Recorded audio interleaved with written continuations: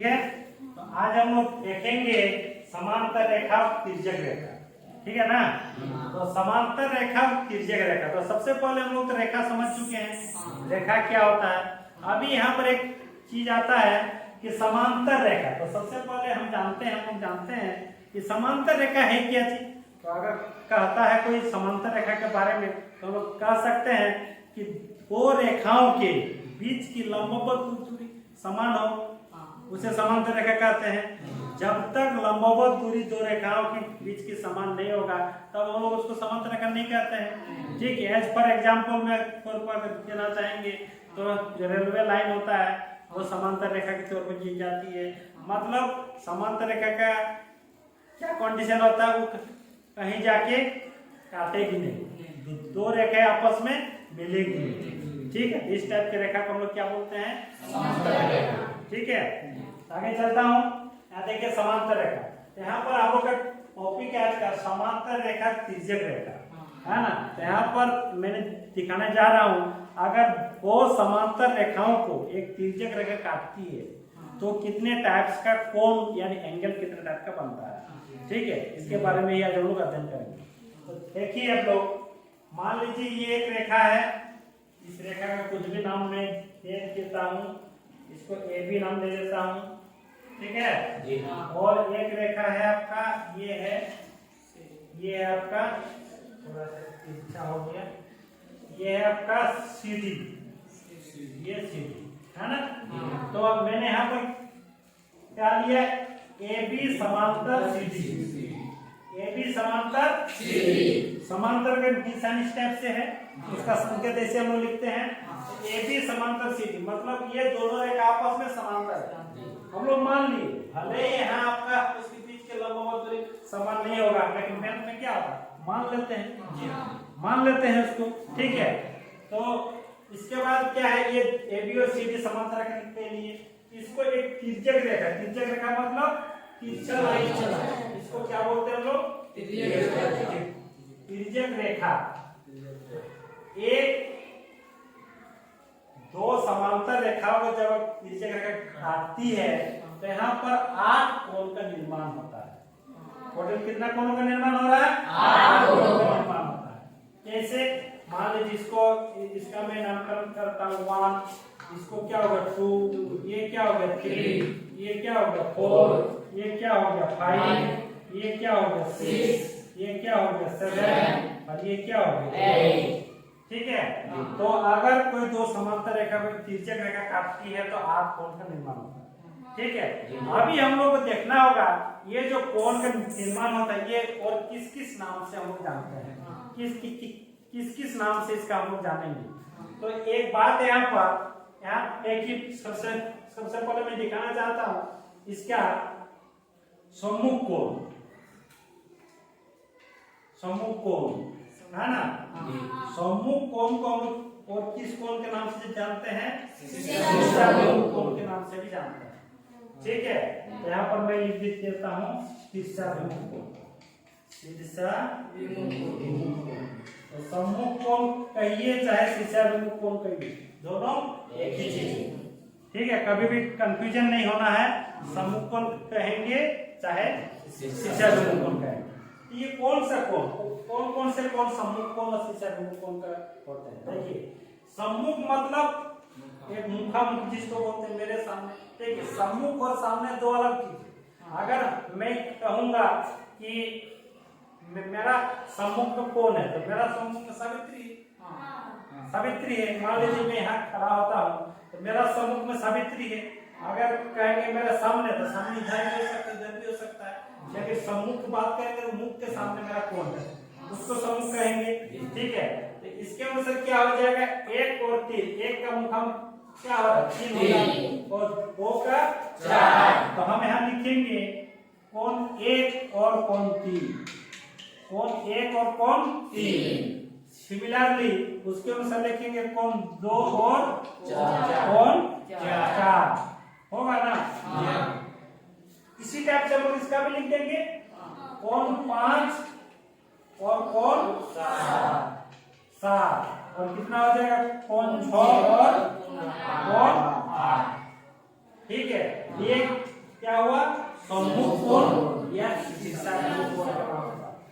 इसको अंग्रेजी में अगर कहेंगे तो कहा जाता है vertical opposite angle, vertical opposite angle. ठीक है, ये हो गया। अभी एक बात यहाँ पर, ये देखिए सम्मुख कोणों का क्या है, जोड़ा है।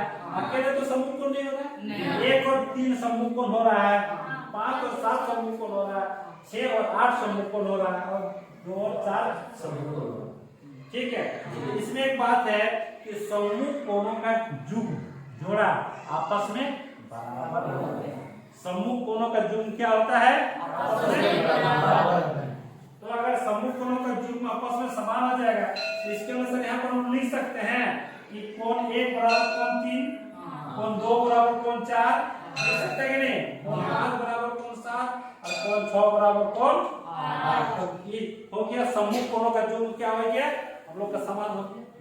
ठीक है, आगे बढ़ता हूँ, आगे चले। देखिए, तो इसके बाद हम लोग करेंगे सम्मुख कोण हो गया, तो सम्मुख कोण के बाद हम लोग देखते हैं संगत कोण, है ना। तो संगत कोण को भी थोड़ा समझ लेते हैं, ये क्या होता है, संगत कोण। ठीक है ना, ये जो संगत कोण है, संगत कोण को हम लोग कॉरस्पॉन्डिंग एंगल के नाम से जानते हैं। संगत कोण को हम लोग कॉरस्पॉन्डिंग एंगल के नाम से जानते हैं। ठीक है, अभी संगत कोण कैसे कहेंगे, किसको बोलो, मैंने कहा था आप लोग को कि संगत कोण मतलब हम लोग बोले ना कि ये एक ही टाइप का उसका नेचर होगा। अगर मान लीजिए हम एंगल 1 को लेते हैं, हम यहाँ पर बोलेंगे कोण 1 और इसका संगत कौन सा हो जाएगा, कोण 5, एंगल 5 है ना। एंगल 1 और एंगल 5 क्या है, संगत। इसको कैसे हम लोग समझेंगे, किस टाइप से याद रखेंगे, किस टाइप से, देखिए ये क्या है, ये दोनों समांतर रेखा है ना, और समांतर रेखा के ऊपर में है ये एंगल 1 है ना।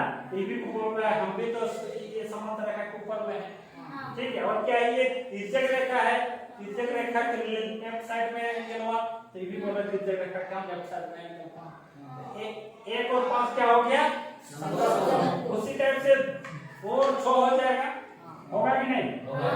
उसी टाइप से क्या हो जाएगा, एंगल 2 और एंगल 6 हो जाएगा संगत कोण, है ना। सिमिलरली हम लिखेंगे, देखिए यहाँ क्या है, एंगल 4 है, इस रेखा के नीचे है और तिर्यक रेखा के लेफ्ट साइड में है।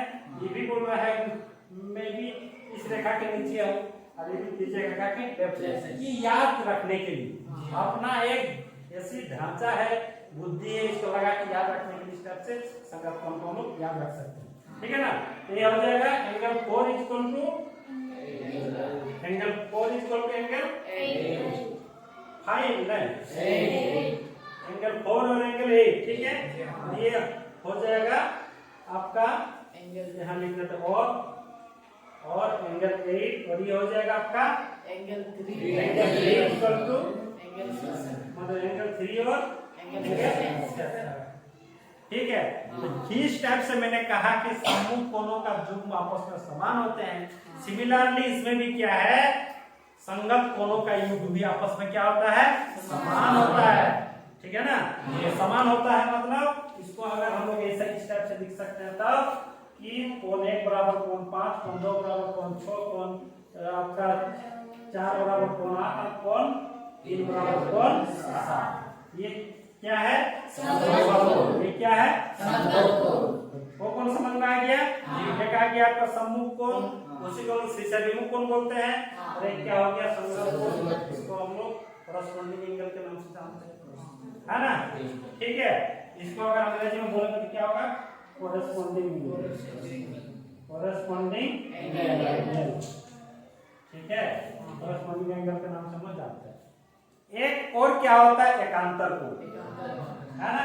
यहाँ पर मैं लिखता हूँ एकांतर कोण, एकांतर कोण। ये देखिए, ये 2 टाइप का होता है।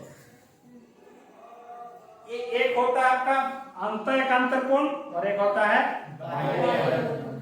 ठीक है, दोनों समझते हैं।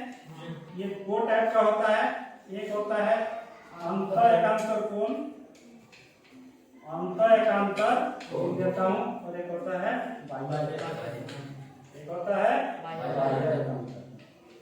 ठीक है ना। अंत एकांतर में क्या है, ये दो समांतर रेखाओं के बीच में जो सब कोण है ये सब आपका अंत एकांतर। ठीक है। एकांतर मतलब एक का अंतर समझ इस टाइप से समझ सकते हैं। अगर एंगल लेंगे 4 तो अगर इस टाइप से घूमेंगे तो ये 3 छोड़ के कौन सा होगा, तो ये 4 और 6 क्या हो जाएगा, अंत एकांतर। यहाँ पर लिखेंगे एंगल 4 और एंगल 6 हो जाएगा। सिमिलरली एंगल 3 और एंगल क्या हो जाएगा, 5 हो जाएगा। ये क्या हो गया, अंत एकांतर हो गया। ठीक है, समझ में आ रहा है क्या, है ना। अभी देखिए, अभी हम लोग निकालते हैं बाह्य एकांतर। बाह्य एकांतर कौन सा होगा, जो समांतर रेखा के बाहर में उसको हम लोग कहेंगे बाह्य कोण। तो बाह्य एकांतर ये भी एक का अंतर, अगर एक को पकड़े इधर से घूमे तो 2 छोड़ के फिर 7 होगा। हम लिख सकते हैं ना एंगल 1 और एंगल 7, एंगल 7। सिमिलरली एंगल 2 और बोलिए एंगल 8, एंगल 8 है ना। ये क्या हो जाएगा, बाह्य एकांतर। ठीक है ना, समझ रहे हैं ना सब कुछ। अभी देखिए, अभी अंत एकांतर कोण और बाह्य एकांतर कोण दोनों तो एकांतर कोण ही है। ये भी हम लोग जानते हैं कि एकांतर कोण का योग भी आपस में बराबर होता है। एकांतर कोण का योग भी आपस में समान होता है या बराबर। ठीक है ना। इसी अनुसार इसको हम लोग अगर इसको मिटा के इस टाइप से लिख सकते हैं, तब angle 4 equal to angle 6, angle 3 equal to angle 5, angle 1 equal to angle 7, angle 2 equal to angle 8। ठीक है ना। इस टाइप से हम लोग कोण को दर्शा सकते हैं। ठीक है, और ये बहुत ही महत्वपूर्ण है, आप लोग आगे जाके काम आएगा, है ना।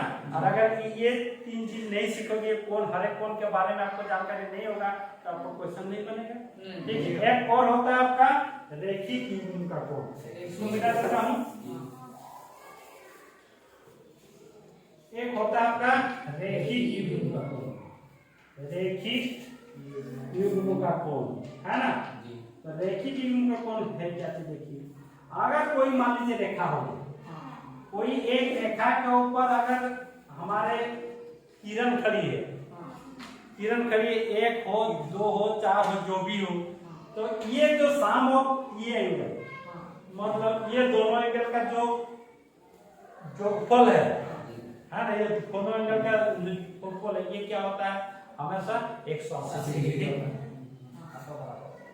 तो इसी को रेखिक युग्म, एक रेखा में 2 युग्म, अगर मान लीजिए यहाँ पर एक दे देंगे 1 2 3 एंगल बन गया तो 3 रेखा का युग्म होगा।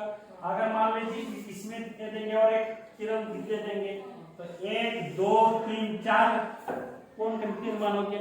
ये चारों कोण को लोग क्या बोलेंगे, रेखिक युग्म। क्या बोलेंगे, रेखिक युग्म। और ये क्या होता है, रेखिक युग्म के कोणों का जोड़फल 180 डिग्री होता है। रेखिक युग्म के कोणों के फल 180 डिग्री। अगर इसी टाइप से यहाँ पर मान लीजिए ये एक समांतर रेखा है, ये समांतर रेखा हो चाहे तिर्यक रेखा हो, इसमें कोई दिक्कत नहीं, रेखा होना चाहिए, ठीक, एसेट लाइन होना चाहिए। ये सरल रेखा के ऊपर मान लीजिए कि एक किरण खड़ी है तो 1 और 2 पे 2 कितना होगा, 180। तो यहाँ पर हम लिख सकते हैं angle 1 plus angle 2 equal to क्या हो जाएगा, 180। इसी टाइप से ये जो युग्म हो गया इसको क्या कहेंगे, रेखिक युग्म का कोण कहेंगे। ठीक है, आगे समझ में सभी को।